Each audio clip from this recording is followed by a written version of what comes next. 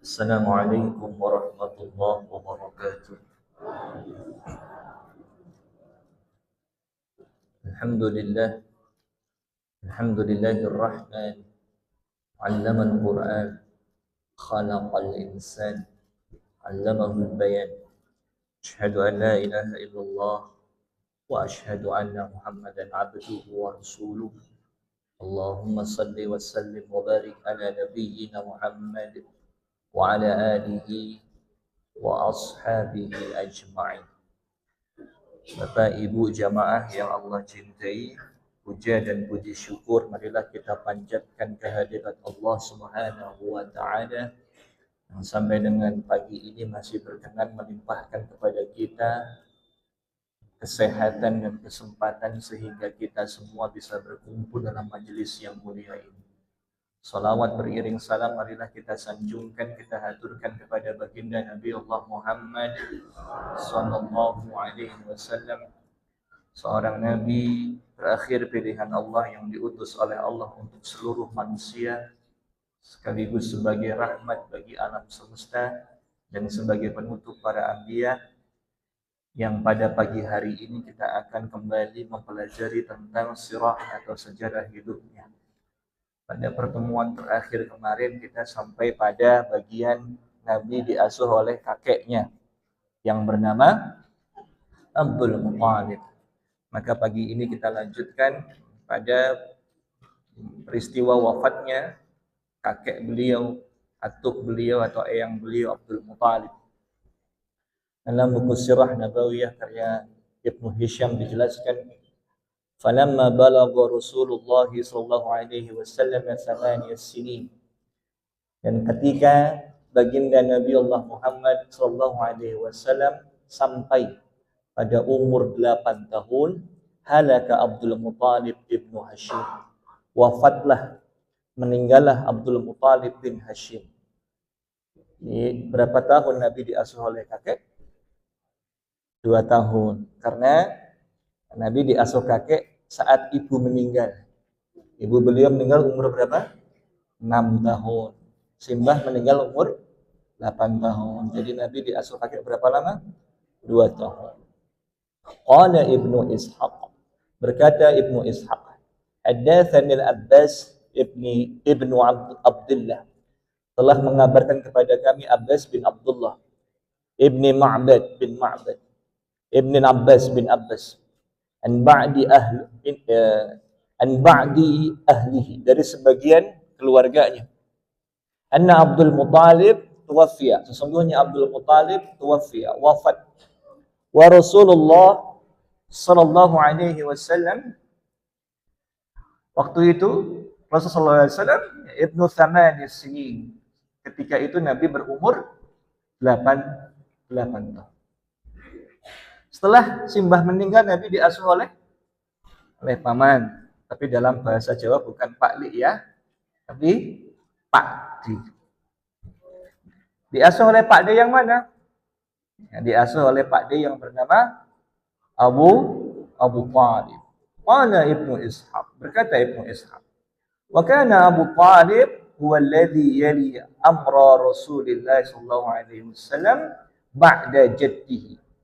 Dan Abu Thalib dialah yang dipasrahi perwalian atau pengasuhan urusan baginda Rasulullah sallallahu alaihi wasallam ba'da, setelah jaddihi, setelah kakeknya. Setelah kakeknya wafat, Abdul Muthalib berpesan bahwa besok yang akan mengurus atau merawat atau mengasuh daripada cucunya ini adalah anaknya yang bernama Abu Thalib. Mohon maaf ya, anaknya Abdul Muthalib, Abu Thalib. Iya, pamannya nanti. Pamannya nanti. Dalam bahasa Jawa tidak ada paman paklik istilahnya ya. Coba bahasa Indonesia paklik itu apa? Nggak ada, adanya paman. Maka saya bilang dalam bahasa Jawa bukan Pak Lik ya, tapi Pak D. Karena Abu Thalib itu masnya Abdullah, bukan adiknya Abdullah. Kalau masnya Abdullah berarti Pak. Ya, karena tidak ada bahasa Jawa untuk bahasa Indonesia untuk Pak Lek ya. Bahasa Indonesianya Pak Lek apa, Bu? Nggak ada kan? Bahasa Indonesianya Pak D? Ya, saya bertanya, apa bahasa Indonesianya Pak apa bahasa Indonesianya Pak D? Bahasa Indonesianya Pak D bahasa Jawa. Bapak gede dah, Pak D.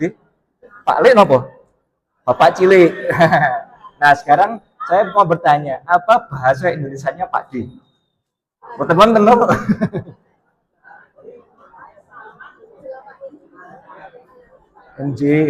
Leres selama ini paman, tetapi saya meluruskan, yang dimaksud paman bukan Pak Le, tapi Pak D. Betul? Iya, baru O. Paham ya? Betul, paham? Ya. Intinya gini, maksudnya adalah Abu Thalib itu Pak D, bukan Pak Le. Itu poin saya. Jadi nggak usah bingung. Gitu ya. Saya mau menyampaikan Abu Thalib itu bukan Pak Le, tapi Pak D. Paham? Ya. Ya. Karena saya kesulitan membahasa Indonesia kan Pak D. Ya. Karena paman itu kan sebutan untuk kakak maupun adiknya bapak. Karena bahasa Indonesia itu miskin, Pak. Beda sama bahasa Jawa. Bahasa Jawa itu menurutku kaya. Semuanya itu ada artinya. Sekarang bahasa Indonesianya apa? Bahasa Indonesianya kakaknya ibu napa? Bude bahasa Jawa, bude ini bukan bahasa Indonesia, betul? Ibu gede pak, bule napa? Ibu cilik, iya kan? Sekarang bahasa Indonesianya bule napa? Mboten wonten, tante. Tante itu sebutan untuk kakak maupun adiknya ibu, maupun kakak maupun adik sama-sama tante. Nggak ada istilah pak, nggak ada istilah bude, nggak ada istilah bule. Yang ada hanya di Jawa, paham nggih? Nggih. Nah, Pak Le Pak Dim apa? Mboten wonten loh. Paham ya? Baik. Sekarang setelah beliau diasuh oleh Pak D, apa aktivitasnya Nabi sewaktu masih muda? Yang pertama yakni menggembala dan yang kedua berdagang. Kita lihat dulu menggembala. Dalam hadis riwayat Imam Bukhari nomor 2102. Haddatsana Ahmad, telah mengabarkan kepada kami Ahmad Ibnu Muhammad bin Muhammad Al-Maki. Haddatsana Amru Ibnu Yahya an jaddihi an Abi Hurairah, dari Abu Hurairah radhiyallahu anhu, semoga Allah meridhoinya, anin Nabi sallallahu alaihi wasallam, dari baginda Nabi sallallahu alaihi wasallam, qala, beliau bersabda, ma ba'atsallahu nabiyan, ma ba'atsallahu nabiyan, tidaklah Allah mengutus seorang nabi, illa, kecuali, ra'al ghanam, kecuali dia dulu pernah menjadi penggembala kambing. Faqala ashabuhu, berkatalah para sahabat-sahabat Nabi, wa anta, termasuk juga anda ya Rasul. Faqal, maka beliau bersabda, na'am, iya, termasuk Nabi. Apa maknanya? Bahwa setiap Nabi sebelum diutus menjadi Nabi pernah jadi penggembala. Termasuk baginda Nabi Allah Muhammad sallallahu alaihi wasallam pernah jadi penggembala. Di setiap Nabi pernah jadi penggembala. Contohnya siapa? Sebut siapa nabinya, Pak? Nabi Musa. Nabi Musa itu dulu pernah memukul salah seorang dari orang Kipti, sukunya Fir'aun, dengan sekali pukul, ya Pak. Apa yang terjadi? Meninggal. Padahal niatnya bukan membunuh, kan? Tapi karena saking kuatnya Nabi Musa gitu ya, dengan sekali pukulan langsung tewas orang. Nabi Musa lari, kan? Takut akan Fir'aun karena yang dibunuh orang Kipti. Lari kemana? Lari ke perkampungan namanya perkampungan Madian. Sampai Madian ketemu siapa? Seorang tokoh pembesar Madian, kepala sukunya Madian. Singkat cerita, diangkat menjadi menantunya orang itu. Dan diamanahi untuk menggembalakan kambing-kambingnya orang. Siapa lagi? Nabi Isa. Nabi Isa bahkan sampai hari ini dalam Bible, dalam kitab Injil, umat Nabi Isa diistilahkan dengan istilah apa? Domba-domba yang tersesat. Kenapa? Nabi Isa pernah jadi penggembala kambing. Termasuk Nabi Allah Muhammad Sallallahu Alaihi Wasallam pernah jadi penggembala kambing. Pertanyaannya, Bu, apa hikmah di balik aktivitas menggembala sampai setiap nabi sebelum diutus atau diangkat jadi nabi pernah jadi penggembala? Nah, apa hikmah? Ya, betul, leadership, latihan kepemimpinan. Kenapa? Karena banyak sekali aktivitas-aktivitas hikmah kepemimpinan dalam aktivitas menggembala. Dalam bukunya Profesor Dr. Muhammad Syafi'i Antonio, judulnya Muhammad the Super Manager, dikupas di situ tentang hikmah penggembalaan. Apa hikmahnya? Yang pertama beliau bilang, ada nilai pathfinding, mencari ladang gembalaan yang subur agar hewan-hewan ternaknya bisa makan dengan kenyang. Basa Jawi ini pun ngarit, terus gitu, ngarit. Mencari ladang gembalaan yang subur. Apa hikmahnya? Besok ketika menjadi seorang pemimpin, harus bisa memastikan rakyat yang dia pimpin tidak ada yang kelaparan. Semua harus sejahtera. Semua harus tercukupi kebutuhannya. Ngarit, pathfinding, mencari ladang gembalaan yang subur.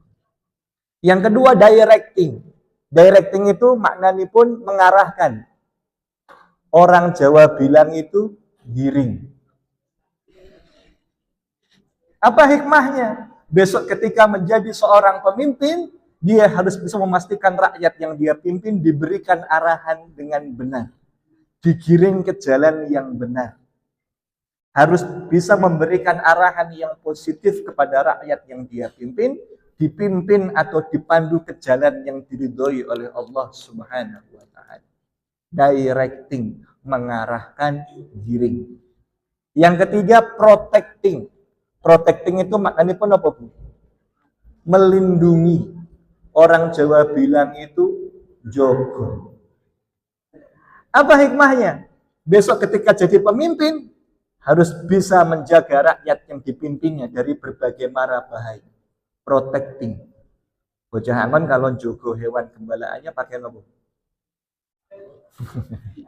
Selain sebagai alat untuk menjaga supaya tidak ada yang tersesat, ya, kalau sudah mulai dia ke arah yang lain dipejutkan sama bocah angonnya, dijaga biar tidak tersesat. Selain itu juga didirect, diarahkan ke jalan yang benar.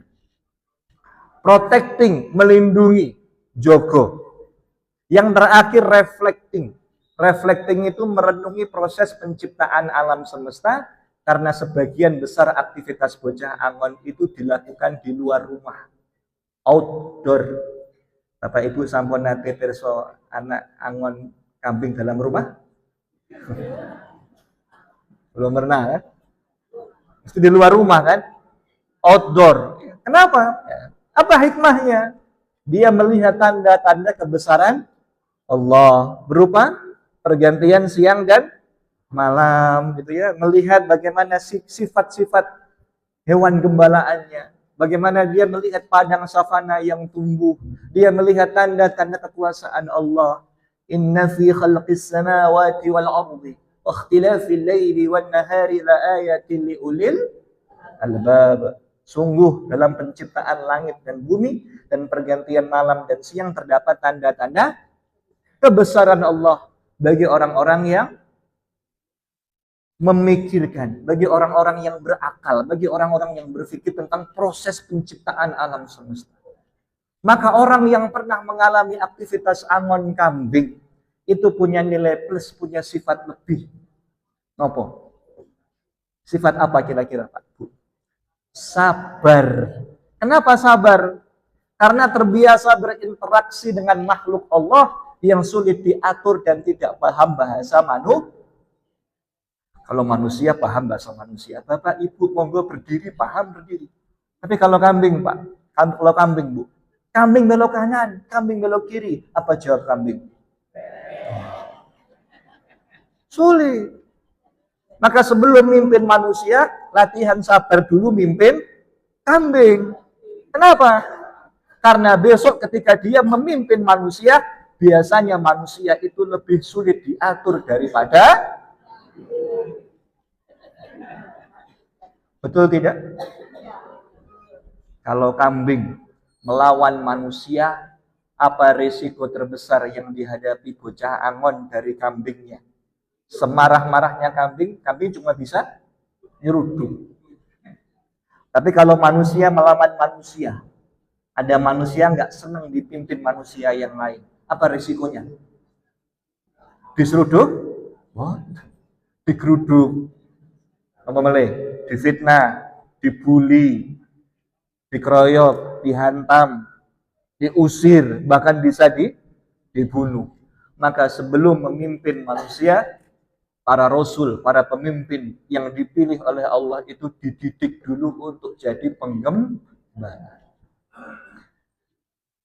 Maka kalau kita lihat pemimpin itu, apa namanya, terutama para nabi, itu dulunya pernah menjadi penggembala. Termasuk presiden kedua kita dulu pernah jadi penggembala. Penggembala kerbau. Masya Allah. Hadirin yang dicintai oleh Allah Subhanahu wa ta'ala.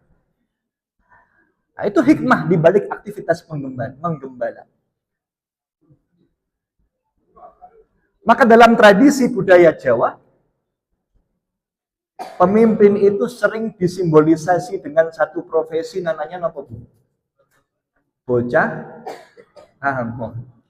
Karena orang Jawa itu penuh dengan filosofi, penuh dengan makna tersembunyi. Karena orang Jawa itu sulit kalau diajak bicara vulgar. Kalau orang Jawa diajak bicara langsung, itu anggapnya saru. Iya, betul. Coba orang Jawa kalau ada tamu, tamunya kelamaan nggak pulang-pulang. Tidak mungkin tuh orang Jawa langsung usir. Pakai simbol, apa simbolnya? Lihat jam. Nah, ini berarti saya sudah kelamaan, ini tamunya punya keperluan lain, harus paham apa makna simbolis yang kemudian disampaikan oleh lawan bicaranya. Maka orang Jawa itu penuh dengan filosofi. Bahkan seluruh kehidupan orang Jawa itu dari mulai makanan, pakaian, tata ruang itu penuh dengan makna simbolis. Inilah yang ditangkap oleh para ulama terdahulu sehingga dakwah itu disampaikan dengan makna simbolis. Banyak sekali ya, makna simbolis dalam budaya Jawa. Satu diantaranya adalah cara mendakwahkan dakwah Islam di masa lampau yang diinisiasi oleh Sunan Kalijogo. Satu syair judulnya nopo, Bu? Lir-ilir. Syair ini menunjukkan tentang fenomena dakwah Islam di masa lampau yang masif. Apa mboten Bu lagunya Lir-ilir? Apa? Kalau apal, marilah kita syairkan bersama-sama. Setunggal kalih tiga. Lir-ilir, lir-ilir, kandure wusumile, tak ijo royo-royo tak sengguh. Cah Angon penekno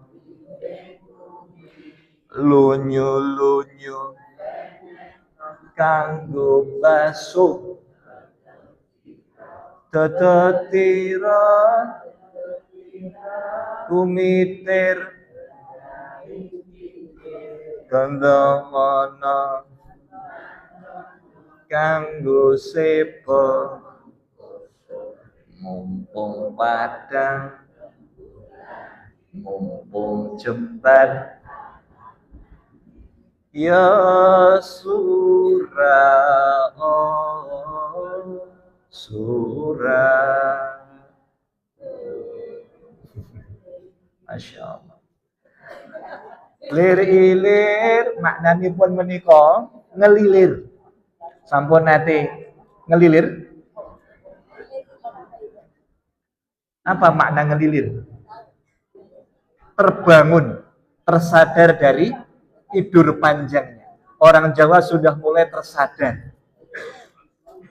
Kenapa tersadar? Ada agama yang hak di sisi Allah. Inna dina indallahil Islam. Agama yang hak di sisi Allah adalah Islam. Maka mereka beramai-ramai, berbondong-bondong masuk agama Islam. Tandure apa yang ditanam oleh para wali, oleh para ulama, yakni agama Islam sudah mulai berkembang. Jadi dibacanya jangan makna sebenarnya, tapi makna simbolis. Orang Jawa itu suka dengan makna simbolis. Tandure wasumilir, apa yang ditanam oleh para wali, oleh para ulama sudah mulai berkembang di tanah Jawa ini. Maka Islam menjadi agama mayoritas di bumi Jawa ini, yang tadinya Hindu-Buddha. Di daerah kita ini ada 2 candi besar. Candi Hindu dan candi Buddha. Nopo Pak? Prambanan dan Borobudur. Tetapi kita lihat hampir 100% penduduknya convert masuk agama Islam. Di Jawa ini mayoritas agamanya, penduduknya Muslim. Maka Jawa berubah warnanya menjadi warna Islam. Tak hijau, sampai hari ini warna Islam di Indonesia identik dengan warna logo NU warnanya, logo Muhammadiyah warnanya, logo MUI warnanya, logo halal yang dulu warnanya, logo Kementerian Agama warnanya, karpet masjidnya warnanya,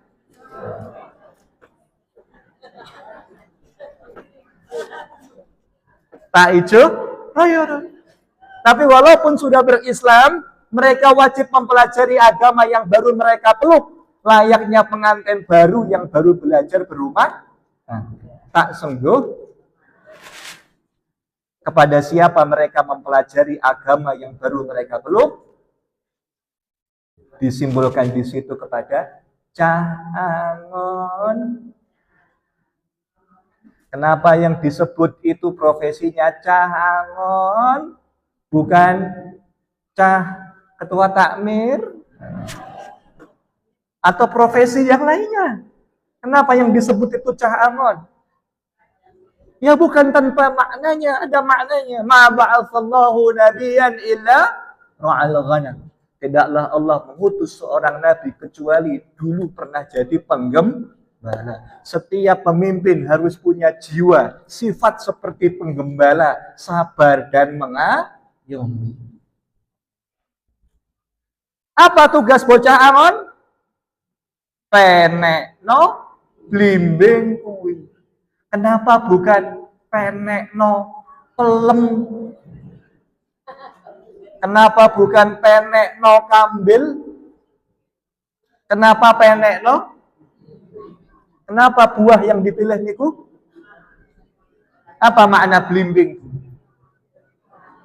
Berapa ruasnya blimbing? Apa makna 5? Salat, apalagi? Rukun Islam, apalagi?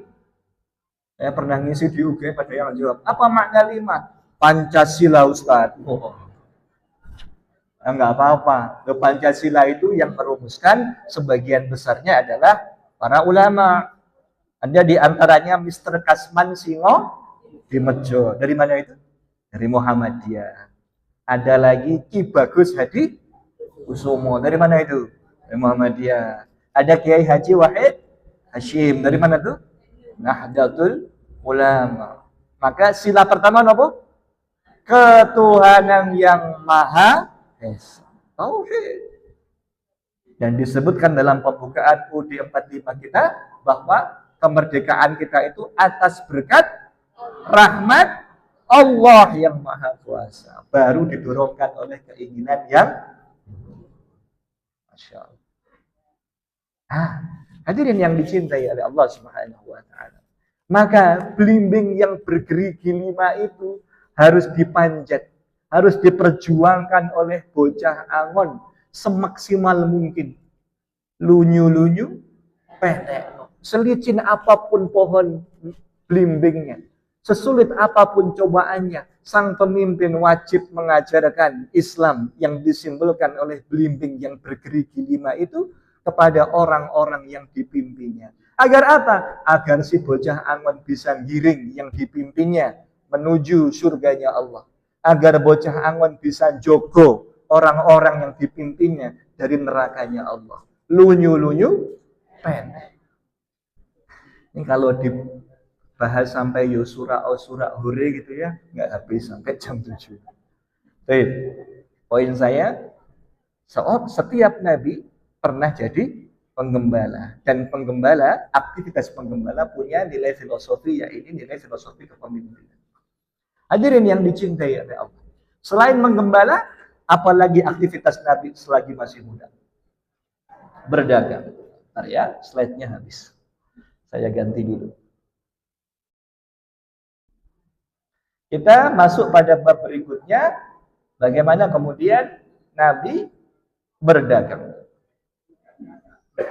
Hadirin yang dicintai oleh Allah Subhanahu wa taala,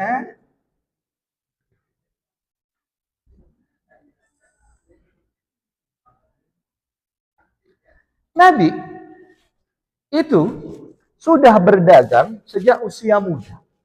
Tetapi perlu diingat, Nabi itu dagangnya tidak kayak kita.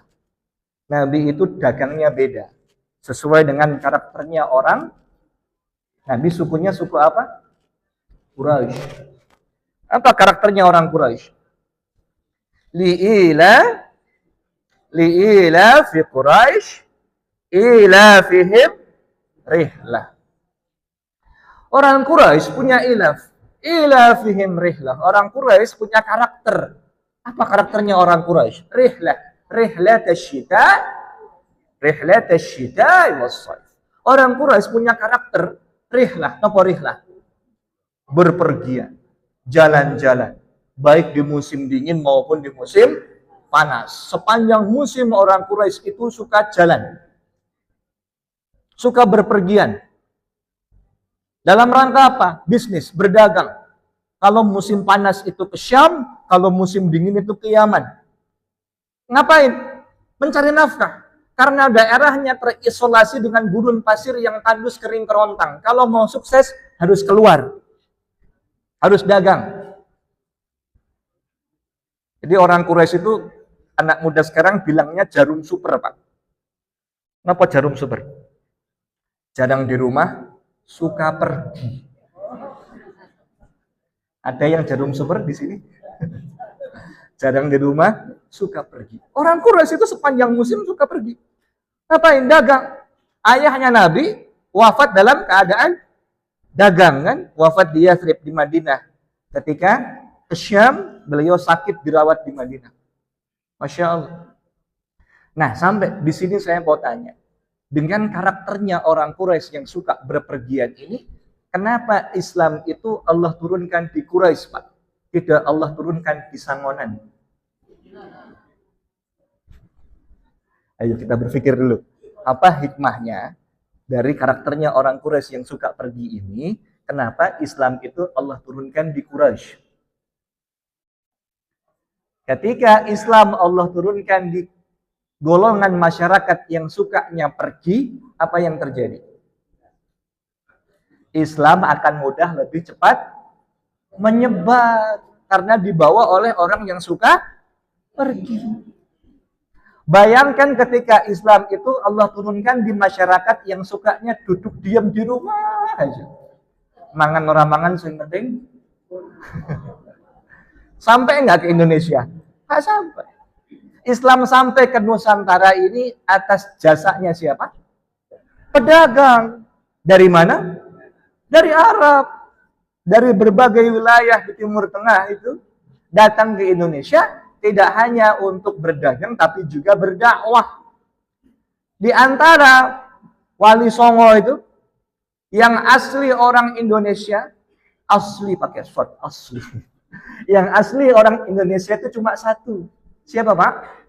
Raden Syahid atau Sunan Kalijogo. Yang lainnya naturalisasi.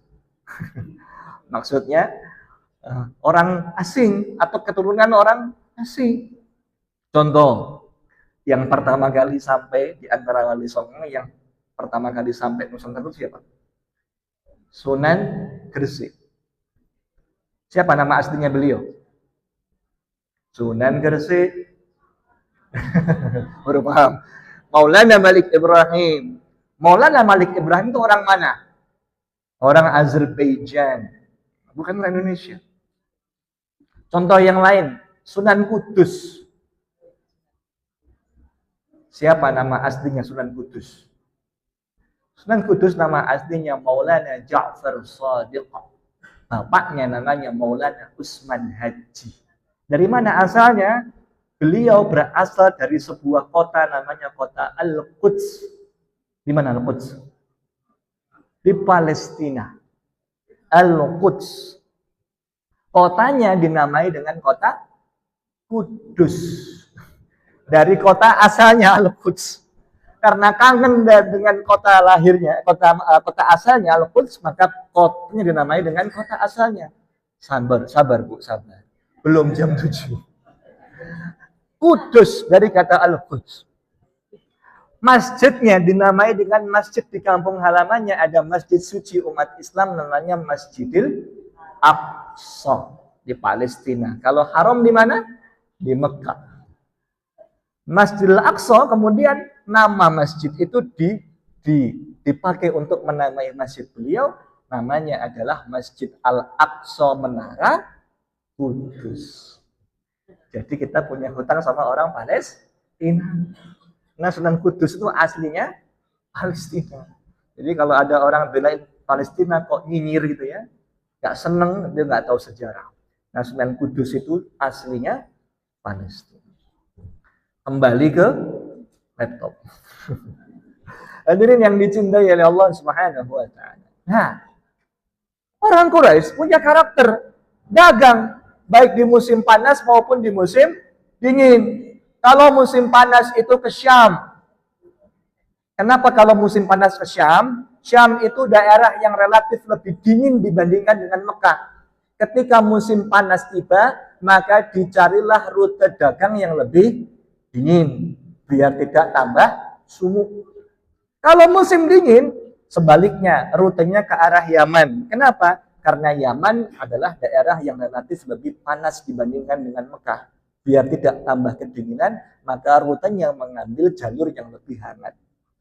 Nabi waktu itu, nah ini sebelum ke sana ya, ini tadi ya, apa hikmahnya? Tadi ya, karena suka pergi tadi ya. Nah, Nabi umur 12 tahun itu merengek sama Pak D-nya untuk bisa diajak berbisnis ke daerah Syam. Dalam buku Sirah Nabawiyah karya Safi Rahman Al-Mubarakfuri, judul aslinya Ar-Rahiq Al-Makhdum, kita baca ya. Selagi usia Rasulullah mencapai 12 tahun dan ada yang berpendapat lebih 2 bulan 10 hari, Abu Talib, Pak D-nya Nabi, mengajak beliau pergi berdagang dengan tujuan Syam hingga tiba di Busra, satu daerah yang sudah termasuk Syam dan merupakan ibu kota Hauran yang juga merupakan ibu kotanya orang-orang Arab sekaligus di bawah kendali atau kekuasaan bangsa Romawi. Jadi berapa tahun Nabi dagang?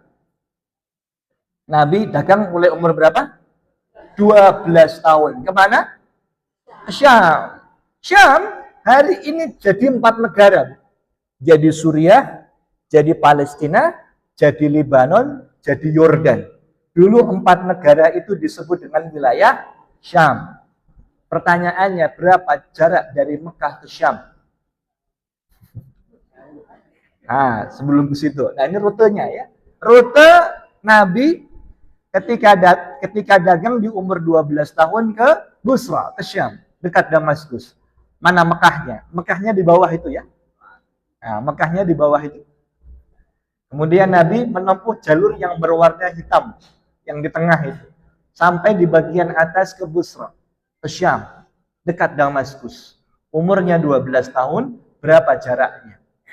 Yuk lihat Google Maps, ini Google Maps-nya. Dari Google Maps kita lihat ya, berapa jaraknya?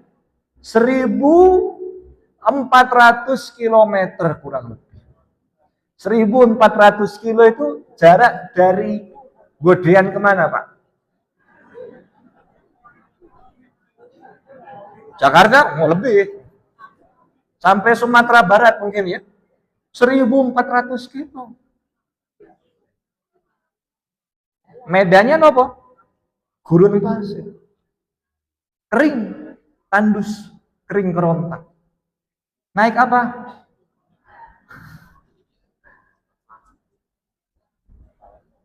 Saya dulu pernah diberikan oleh Allah kesempatan naik pesawat dari King Abdul Aziz di Jeddah menuju Jordan. Jordan itu dulu termasuk wilayah Syam. Naik pesawat dari Jeddah ke Jordan, direct flight, penerbangan langsung, itu butuh waktu 2,5 jam. Direct flight. Pertanyaannya, dulu Nabi naik apa, Pak? Naik unta. Kalau naik unta berapa jam? Ini kita lihat Google Maps. Kalau naik mobil butuh waktu 18 jam 42 menit tanpa istirahat. Kalau naik unta tidak mungkin kecepatannya 120 kilo. Kalau naik unta ya genduya. Sama. Karena bawa ratusan ekor. Kenapa? Karena kafilah dagang itu tidak cuma 1 atau 2 ekor unta. Banyak untanya. Karena dagang. Orangnya pun banyak. Waktu Nabi Isra Mi'raj, Nabi kan dicemooh. Tidak mungkin wahai Muhammad dari Mekah ke Palestina hanya menempuh waktu 1 malam. Tidak mungkin. Orang Quraisy bilang perlu waktu sebulan berangkat dan sebulan untuk pulang. Itu menggunakan unta yang paling cepat. Berarti berapa kali PP, berapa lama? 2 bulan. Itu kalau pakai unta yang paling cepat, ngebut. Ini Nabi nggak ngebut, Nabi berdagang. Ini Nabi itu 12 tahun menempuh jarak berapa kilo, Bu?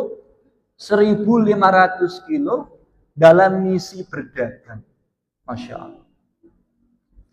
Nah, 12 tahun sekarang kelas berapa, Pak? Hari ini 12 tahun kelas pinter? Kelas 6 SD. Nabi 12 tahun sudah sampai mana? Syam.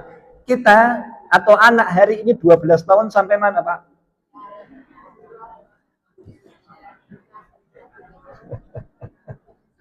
Masya Allah. Nabi itu kecilnya terbiasa hidup susah. 12 tahun sudah berdagang. Maka terasahlah kemampuan Nabi. Yang pertama, apa kemampuan yang terasah? Kemampuan fisik. Kuat fisiknya. Terbiasa jalan jauh. 1.500 kilo. Naik unta. Kalau hujan, kehujanan. Kalau panas, kepanasan. Kuat fisiknya. Tidak hanya cuma bisa main game. Ya, tapi sudah sampai Syam. Jalan, menghasilkan uang. Yang kedua, kemampuan berkomunikasi. Ketemu banyak orang. Terasah bagaimana kemudian beliau mengajak orang lain supaya orang lain membeli barang dagangannya. Pinter towo. Ini kelak bermanfaat ketika beliau jadi nabi. Bagaimana membuat orang lain tertarik dengan agama Islam. Pinter berargumentasi. Yang ketiga, kemampuan apa lagi? Berdagang. Karena saat itu misinya berdagang. Hadirin yang dicintai oleh Allah, bahkan kalau dikalkulasi, kalau dihitung, umur Nabi jadi pedagang dengan umur Nabi jadi Nabi lebih lama mana? Nabi diangkat jadi Nabi umur berapa? 40. Meninggal umur 63. Jadi pedagang umur 12. Lebih lama mana? Jadi pedagang. Maka pengalamannya luar biasa. Dan ketika beliau diajak oleh Pak D-nya ke Syam, sampai di Syam, beliau bertemu dengan seorang pendeta. Yang pendeta itu bilang bahwa anak yang bersama Abu Talib ini, yang bernama Muhammad ini, besok akan menjadi seorang nabi. Ini pendeta Nasrani yang paham kitab Injil. Qala kharaja Abu Talib, keluarlah Abu Talib ila Syam, menuju Syam, wa kharaja ma'ahu Nabi sallallahu alaihi wasallam, dan turut keluar ikut bersama Abu Talib Nabi sallallahu alaihi wasallam fi asyahi min Quraisy, dalam satu kafilah dagang orang-orang Quraisy. Falamma asrafu 'ala rahib, ketika mereka sampai kepada tempat kediaman rahib, seorang pendeta Nasrani, habatu fahallu rihalahum, maka kafilah dagangnya Rasul itu berhenti mengistirahatkan kendaraannya, unta-untanya. Fakharaja ilaihim rahib, maka rahib itu keluar untuk menemui kafilah dagangnya Rasul, menemui rombongannya Rasul. Wa kanu qabla dzalika yamurruna bihi fala yakhruju, padahal sebelumnya pendeta itu kalau ada kafilah dagang dari Quraisy tidak pernah keluar. Tapi tahun itu ketika Nabi ikut bersama rombongan itu, pendeta itu keluar menghampiri mereka. Masya Allah. Kita persingkat ya. Sampai akhirnya hatta jaa fa'akhadhu bi yadi Rasulillah. Sampai kemudian pendeta itu memegang tangan baginda Rasulullah sallallahu alaihi wasallam. Qala, kemudian dia berkata, "Hada sayyidul alamin." Hada sayyidul alamin. Orang ini besok akan menjadinya pemimpin alam semesta. Hada rasulu rabbil alamin. Inilah besok akan menjadi seorang rasul, utusannya Allah bagi alam semesta. Masya Allah. Ya ba'athuhu Allahu rahmatan lil alamin, dan akan mengutusnya sebagai rasul semesta alam. Ini perkataannya seorang pendeta Nasrani yang beliau temui di Syam di umur 12 tahun. Masya Allah. Nah, ini petilasan kuil pendeta gerejanya Bahira yang sekarang sudah tidak dipakai lagi di Busra, di Suriah. Dulu namanya Syam. Nah, maka ahli kitab, orang-orang Yahudi, orang-orang Nasrani, dalam Al-Quran dijelaskan, mereka mengenal Nabi seperti mereka mengenal anak-anak mereka sendiri. Alladzina atainahumul kitaba ya'rifunahu kama ya'rifuna abna'ahum. Mereka yang diberikan oleh Allah kitab-kitab Taurat dan Injil mengenal Nabi seperti mereka mengenal anak-anak mereka sendiri. Kenapa? Karena keterangan Nabi terakhir ada dalam 2 kitab itu. Dalam sejarah kita lihat pendeta Bahira ya, memprediksi, melihat bahwa besok keponakannya Abu Talib ini akan menjadi seorang rasul. Maka kemampuan bisnisnya Nabi di umur 12 tahun ini terasah. Dalam sebuah teori bisnis ada 2 modal utama jadi pedagang. Apa Pak? Ya, kita baca itu. The first capital in business. Modal pertama dalam bisnis is not money, bukanlah uang, but akan tetapi trust, nopo trust, dapat dipercaya. Jadi modal pertama ini nopo, dapat dipercaya, jujur. Maka Nabi itu punya julukan ketika masih muda. Apa julukannya? Al-Amin. Al-Amin itu nopo artinya? Dapat dipercaya. Sudah punya modal utama, modal pertama. Bahkan kalau orang Quraisy mencari orang yang paling jujur di antara mereka, mereka sepakat orang yang paling jujur itu adalah baginda Nabi Allah Muhammad sallallahu alaihi wasallam. Baik. Jam berapa sekarang? 5 menit lagi ya. Nah, maka Nabi tumbuh dengan reputasi yang baik. Pedagang jujur, sukses, pinter. Kalau menjualkan dagangan itu pasti laku dengan harga yang tinggi dan tidak pernah ngapusi. Maka Nabi itu menjadi primadona para perempuan di Mekah. Salah satu yang tertarik dengan kepribadiannya Nabi itu adalah seorang pengusaha besar.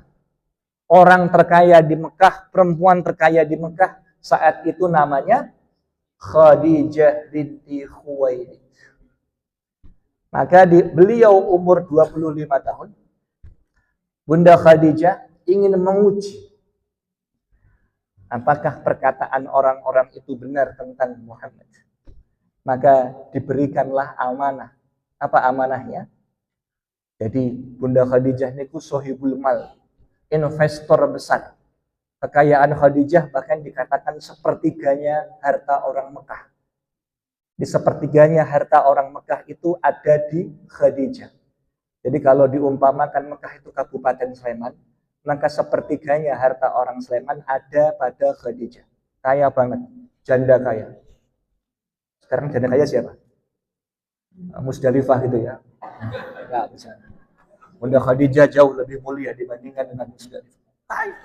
Banyak yang ngantri pengen menjadi suaminya Khadijah. Pada umur 25 tahun, beliau pergi dagang ke Syam, menjalankan barang dagangan milik Khadijah. Ibnu Ishaq menuturkan Khadijah binti Khuwailid adalah seorang pedagang terpandang dan kaya raya, dan biasa menyuruh orang-orang untuk menjadi manajer dagangannya dengan membagi sebagian hasilnya kepada mereka. Jadi bagi hasil. Ada pemilik modal, ada manajer. Dititipi dagangan, nanti kalau laku semua dibagi dua.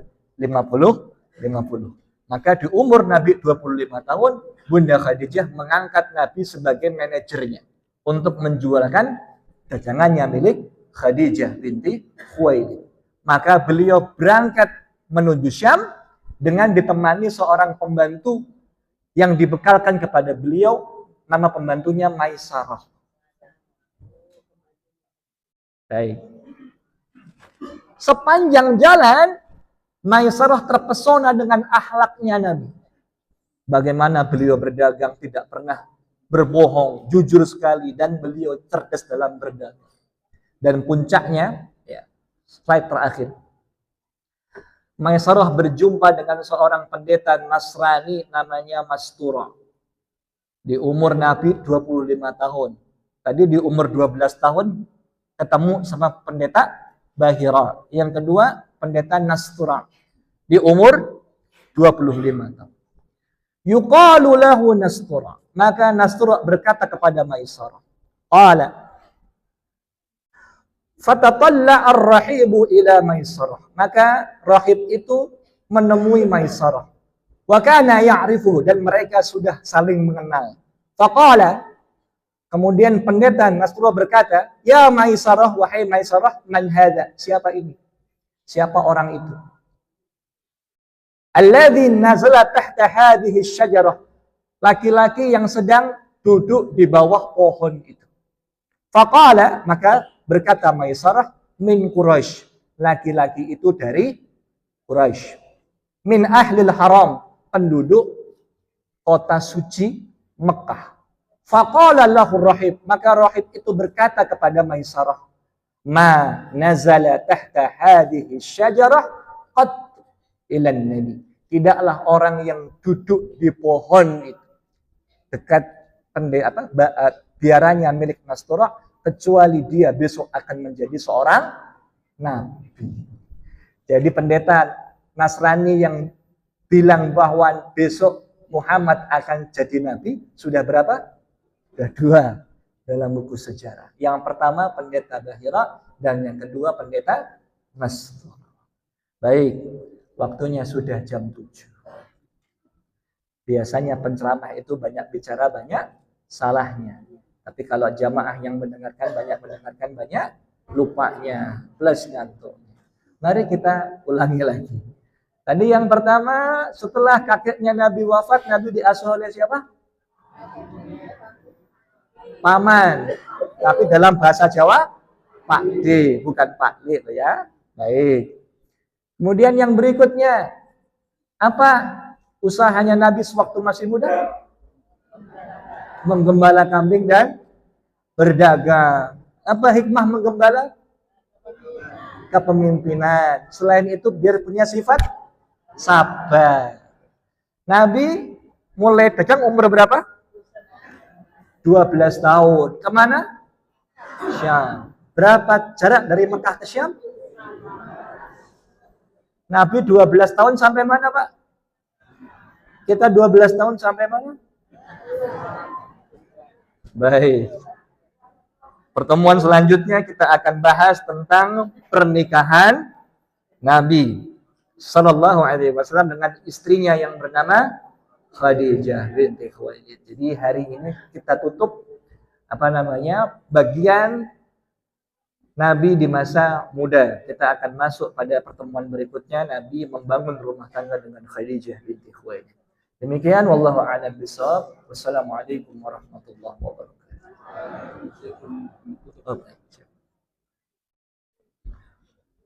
Bapak Ibu yang dicintai oleh Allah Subhanahu wa taala, marilah kita berdoa sama-sama. Bismillahirrahmanirrahim. Alhamdulillahirabbil alamin. Allahumma shalli wa sallim wa barik ala nabiyyina Muhammad. Allahumma a'inna ala dzikrika wa syukrika wa husni ibadatik. Allahumma arina al-haqqa haqqan warzuqna ittiba'ah wa arina al-batila batilan warzuqna ijtinabah.